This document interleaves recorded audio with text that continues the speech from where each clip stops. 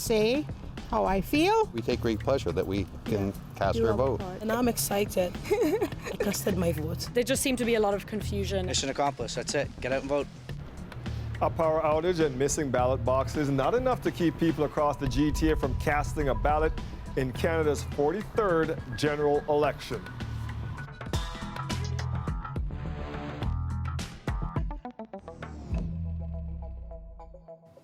If you haven't done so already, there's still time to vote. Polls across the GTA remain open until 9:30 tonight. For the party leaders, it is their first chance to exhale after a 40-day campaign. But first, some of them had to vote. Liberal leader Justin Trudeau brought his family with him to vote in Montreal, where he got a little help from 5-year-old Hadrian. Conservative leader Andrew Scheer was out knocking on doors with a local candidate in Regina, where longtime Liberal MP Ralph Goodale is the incumbent. NDP leader Jagmeet Singh already voted at an advance poll, but he was out thanking his volunteers and supporters in Burnaby. Green Party leader Elizabeth May, she cast her ballot. See her doing it right there on Vancouver Island. And for the most part, voting has gone smoothly across the GTA, with a few exceptions. Shannon Martin joins us live from a polling station at Beverly and Baldwin, right downtown. And Shannon, we did hear about some challenges at some polling stations today. That's right, you could call them hiccups, but I can tell you we've seen a steady stream of voters heading into Beverly School here, a bit of a lineup inside. Something everybody's going to be watching for is voter turnout. We know in 2015 there was that so-called liberal red wave, 68% of people casting ballot. That's the highest it's actually been since 1993. So will we see those kind of numbers again? Well, we're just going to have to wait and see. You know, that was pretty dark in there. From the outside, this Leslieville polling station looks perfectly fine, but inside... Well, they had lights, all sorts of camping lights, and the school's emergency lights were on. Mood lighting, all prompted by a minor power outage in the neighborhood. Voters still managed to cast ballots, and then before noon... You'll be happy to know the lights are on. Over in the riding of University Rosedale... I was told that I couldn't actually cast my vote because there was no physical ballot box for my number. Everyone is mad inside because nobody wants to wait. Some voters left stuck for about 3 hours. Elections Canada confirms there was a delay at this polling station, but wouldn't get into why. Only saying there's some 300,000 election workers on the job today at 20,000 polling stations across the country. A spokesperson said, unfortunately, it does happen when you have that many people working and that many polling stations. There are some glitches. Otherwise, at most polling stations, it was relatively seamless. Voters pleased the day is finally here, but some say they're not so pleased with how the campaign played out. There was a lot of mudslinging by all the parties and not so much on point. Honesty and integrity are very important. I wasn't too pleased with anyone particular this year. Disappointed, but still determined to have their say. I feel like the environment's really important, and we got to show that we want more happening to stop climate change. Vote for human rights, vote for climate change. And you are looking live at a voter lineup downtown at Beverly Schools. So polls are open until 9:30 tonight in Toronto. And a reminder from Elections Canada, as long as you're in line at 9:30, you will be able to vote. Dwight. Thank you, Shannon. Let's bring in Vashi Kapelas, the host of Power and Politics. She will be part of our election night coverage. So, Vashi, it feels like a lot has happened over the past 40 days. But how different is the situation now compared to the start of the campaign? Well, there are a couple of things, Dwight, that I would highlight have really changed since the start of this campaign. The first is something that doesn't seem like it's changed a lot, but it really has, and that is the Liberals and the Conservatives. They started the election out pretty much tied in popular opinion polls. What's changed is that the chunk of the popular support that they had at the beginning of this election, or this campaign rather, has been reduced. And that has changed the game for a couple other parties that I think are the other sort of very significant thing to highlight that has changed since the beginning of this campaign, and that is the support for the Bloc, which has increased quite a bit in Quebec, as well as the support for New Democrats, and particularly for the party's leader, Jagmeet Singh, which has also increased considerably since the start of this campaign. let's talk about the leaders then. What have we learned about them during this campaign? Well, I mean, a lot. We've seen a lot more of them. I think from the perception of many Canadians who aren't like you and I paying attention to this day in and day out, they certainly knew who Justin Trudeau was. They even knew who he was prior to the start of the 2015 campaign. Less familiar to them, Andrew Scheer, Jagmeet Singh, to a certain degree, Elizabeth May, and of course, Bloc leader Yves-François Blanchet, who kind of just came on the scene at the start of this year. So certainly where those other leaders are concerned, I think people did learn more about them, what they stand for through events like, for example, the French and the English debates, and they're able to form an opinion about them. Where Justin Trudeau is concerned, I mean, it's a remarkable story in and of itself. He had a real big majority in 2015. A number of the reasons that his party has seen a decrease in popular support is kind of what a lot of pundits call self-inflicted wounds. So the idea that he made some stumbles and as a result that negatively affected the way in which some people view him or the party. Of course, we don't know if that will come to fruition, but certainly, at least in the popular opinion polls throughout this campaign, his own personal brand has taken a bit of a hit. We've talked a lot about this region during this campaign, the GTA. How important, then, is the GTA to tonight's results? You know what? There's no way to overstate it. I hate to say it, but because, you know, everyone thinks that the media is so concentrated in central Canada. But in this case, this all comes down really, really, really to the 905 and to Ontario more largely. And I'll tell you why. It's for a couple of reasons.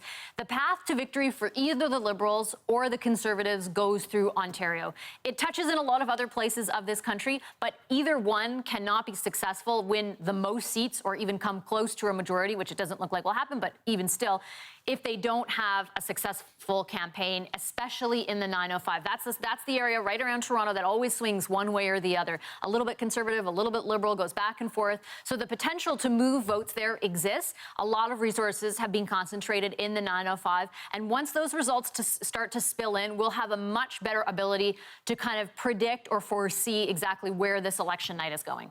And we will be watching you tonight on election night. Thanks for your time, Bashi. Anytime, my pleasure. Now, one of those tight races in the 905 is in Milton, where polls are showing no clear winner. The incumbent is Conservative Lisa Raitt. The Liberal Party nominated Olympic medalist Adam Van Koeverden. Farina Hassan is running for the NDP, and Eleanor Hayward for the Green Party.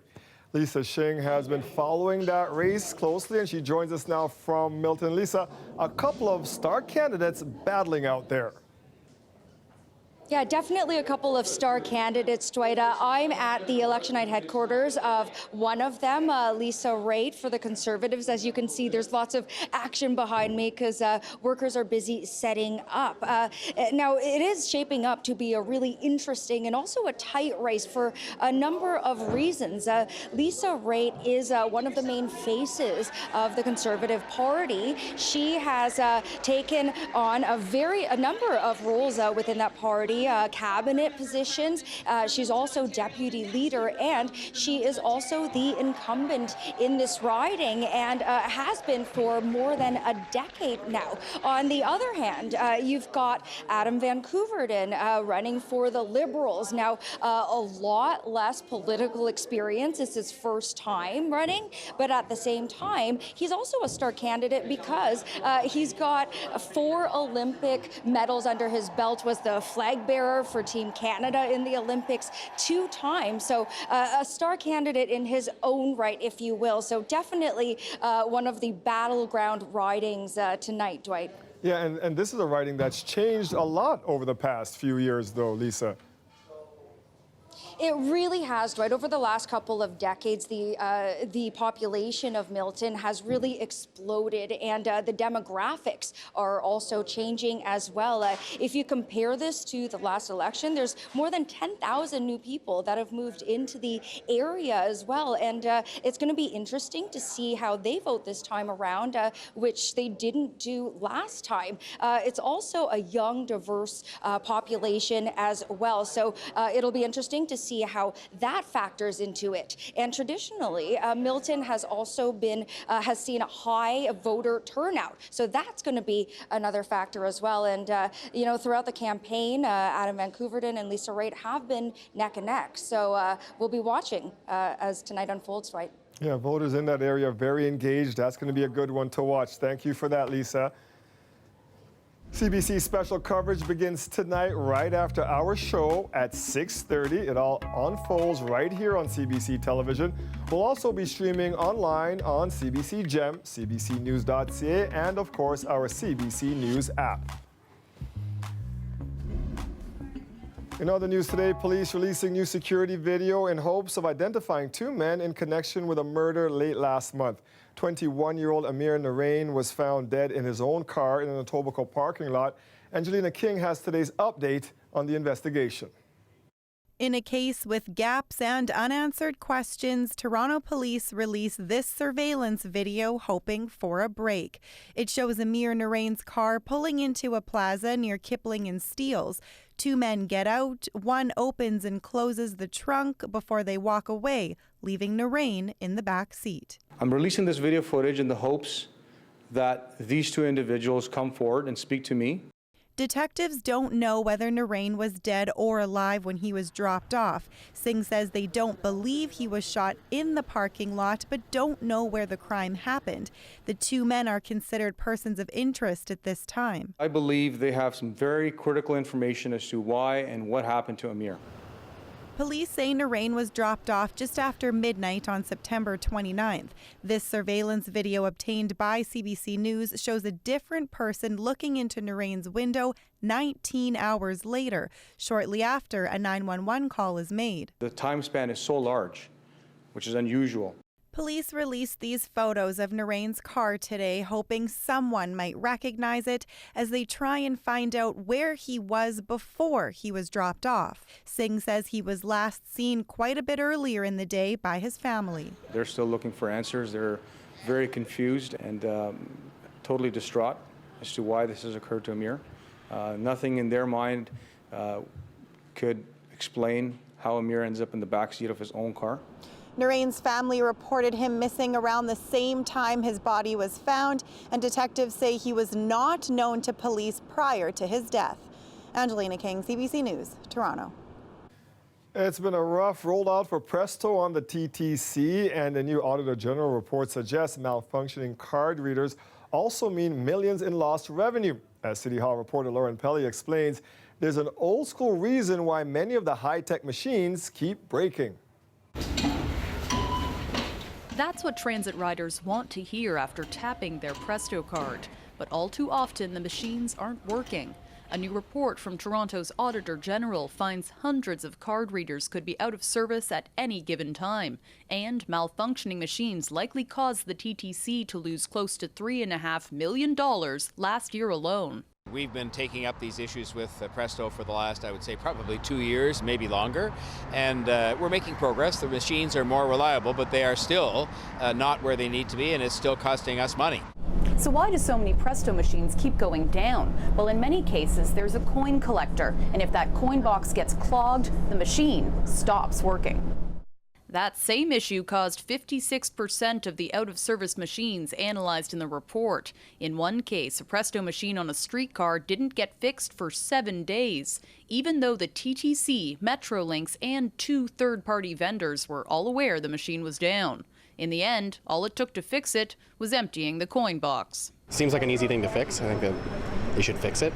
I think it's ridiculous, I think at this point they should be able to at least manage a system that could probably work. Well, me and him earlier, we got a free ride because it wasn't working, right? So, I mean, they lost out on 625 or 650 right there. We need to be sharing information. The chair of Council's audit committee says the TTC and Metrolinx need to communicate better. It's really the two groups need to get together and figure out how to empty these coin boxes more rapidly and figure out who's responsible for what. The findings are heading to the TTC's board meeting on Thursday. A spokesperson told us the Transit Commission is committed to improving the system so it doesn't keep losing cash thanks to faulty machines. Lauren Pelly, CBC News, Toronto. You are looking live at a polling station near Beverly and Baldwin. There was a bit of a lineup inside earlier. People casting their ballots right now, helping to decide who will be in power. We'll bring you more election coverage coming up.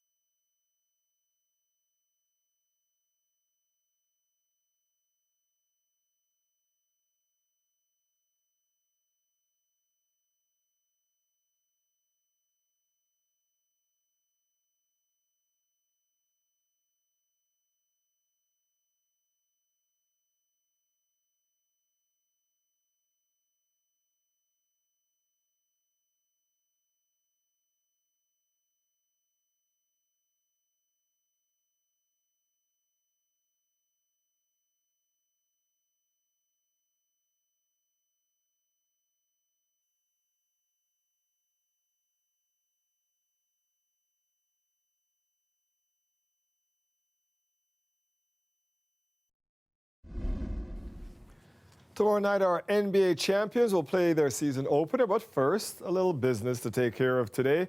Pascal Siakam officially signed a brand new 4-year, $130 million max contract extension. Even though the ink has barely dried, some of his teammates are telling him how he should spend his money. After the congratulations, it's like, oh, you're paying all the next dinners, like the next 25 dinners and 30s, and I'm like, I mean, I'm still on a rookie contract. Like, I haven't. So got 1 year to go on that one. Everyone was in a good mood today, as you can see by Serge's dance moves. He says the start of a new season is always exciting, but this one's extra special because he gets a new piece of jewelry tomorrow night. I don't know what I'm excited for the first game of the season or for the, to see the rings. So I'm trying to figure out, which one I'm very excited about. But I'm just excited, man. I feel so thankful for this moment. And the last stop for the Larry O.B. today, landing in Nathan Phillips Square for Raptors fans to see. Great day for people getting out and voting, but also a great day because we're excited about the start of the new basketball season. Yeah, no kidding. I was just trying to think, how old is Pascal? He's like 25 or something, like that, yeah. Yeah. Where did I go? I should have been born a little bit taller. You're not a 7-footer, buddy. Yeah, sorry. exactly. Yeah, great day, by the way. If you have yet to get out there and vote, the weather's going to hold out. We are looking at rainfall, but not for a little bit, a few hours yet. Right now we're sitting at 13 degrees.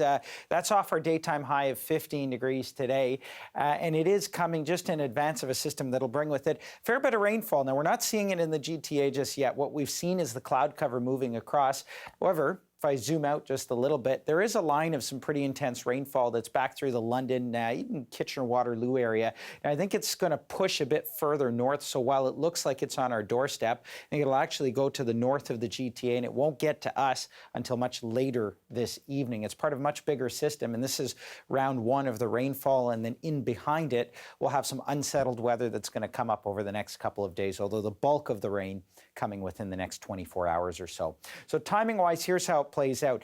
We're not really expecting the rainfall to start in the GTA till closer to about 11 p.m. to midnight. Now, that being said, I wouldn't rule out a few spotty showers, but again, the bulk of the rain coming after about midnight, and then heavier rainfall for tomorrow morning's commute. So you'll want to watch for that and plan for that in the morning. It'll last on and off through the day, tapering off round about the evening commute. So pretty much an all-day event for tomorrow. Then some unsettled weather in behind it, really just some spotty showers carrying us into Wednesday. And then Wednesday through the day, it sort of breaks up again, and then Wednesday night, more in the way of unsettled weather. So how much can we expect with this? For the Golden Horseshoe in general, we're looking at about 15 to 20 millimeters of rain heavy at times, and heavier amounts as you head further east of the GTA. The winds will factor into this as well as they shift to the south, gusting to about 50 kilometers per hour, and then tomorrow afternoon, shifting to the southwest and gusting to about 50 kilometers per hour once again. Overnight tonight, rain showers and 12 degrees as we move through tomorrow. Highs of 15 degrees with that rain that'll continue through the day tomorrow. And then temperatures dip a little bit through the long-range forecast. Wednesday, 11 degrees. Thursday, a few spotty showers as well. 13 degrees and a pair of 11s to end off the week. Dwight. Thank you, Nick. You bet. There's a tornado touching down right now. A powerful tornado tore through Dallas, Texas last night, leaving behind widespread destruction and thousands of homes without power. Crews are reporting significant damage to power lines as they try to restore electricity for over 100,000 customers. There are no reports of injuries in northern Dallas where the twister touched down, but after the storms moved towards Arkansas, one person died when a tree fell on a home. Areas further east could also see severe thunderstorms tonight.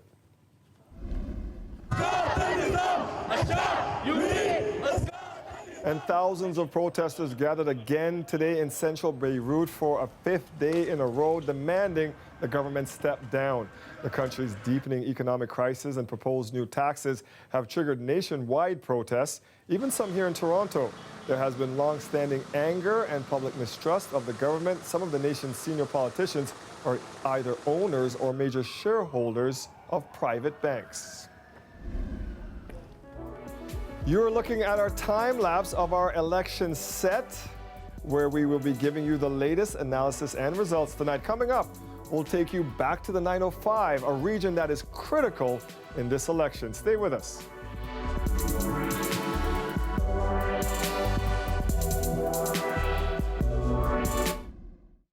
The weather update is brought to you by Train Extreme Conditions Testing.